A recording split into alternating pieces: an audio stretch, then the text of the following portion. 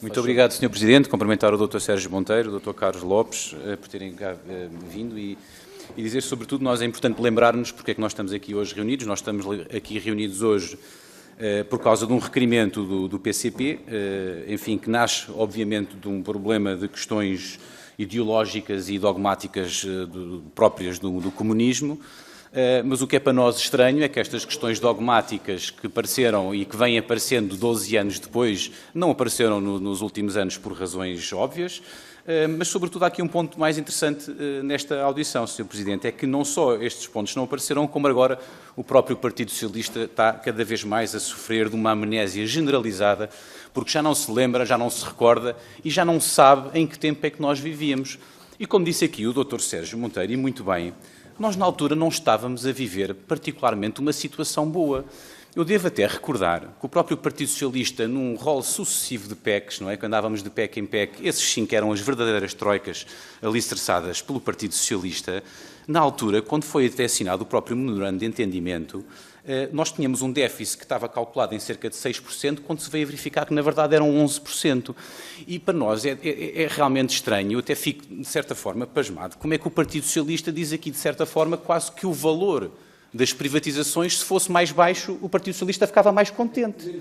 Quer dizer, quanto menos... Não, nós vamos vender este número de empresas e este capital, mas se as receitas fossem mais baixas, não ultrapassava o valor que estava estipulado e, como não ultrapassava esse valor, o Partido Socialista ficava contente. Ora, isto é completamente, Sr. Presidente, isto é completamente surreal e não faz qualquer sentido.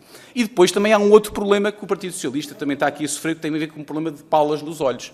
É que quando nós recebemos um documento e que temos aqui na nossa mão, que foi aqui explicado ainda na audição anterior, que é um trabalho de auditoria ao processo de privatização da ANA, que é diametralmente diferente do processo que veio a surgir a seguir, quando o outro anterior teve anos sucessivos na gaveta e foi posto na gaveta na altura do governo socialista, o Partido Socialista vem aqui dizer, bom, que não conhece, não sabe, que não viu, que não ouviu nada, que desconhece, quer dizer, porque as tais palas são palas que servem quando dá jeito.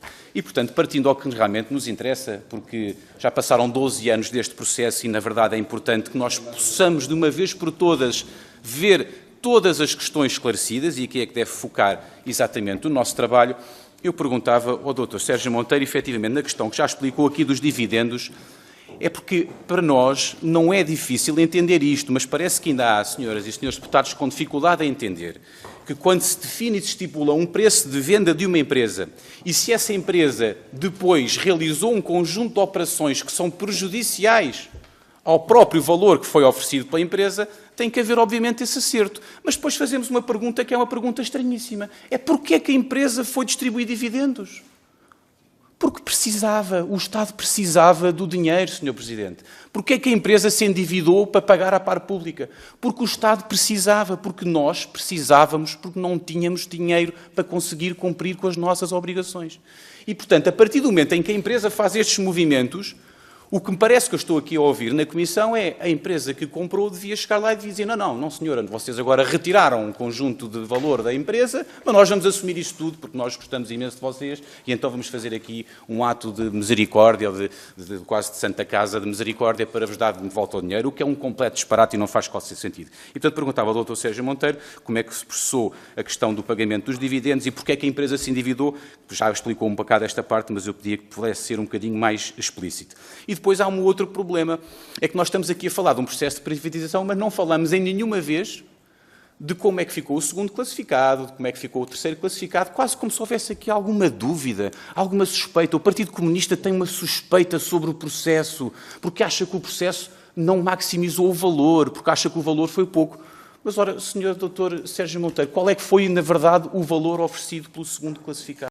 Qual foi o valor oferecido pelo terceiro classificado? Qual foi os valores que foram apresentados pelos vários interessados? É que me parece a mim, hoje em dia, se alguém pudesse explicar ou informar a Vinci na altura que o segundo classificado ficava a mais de 600 milhões de euros de diferença, Sr. Presidente, há uma coisa que eu tenho a certeza.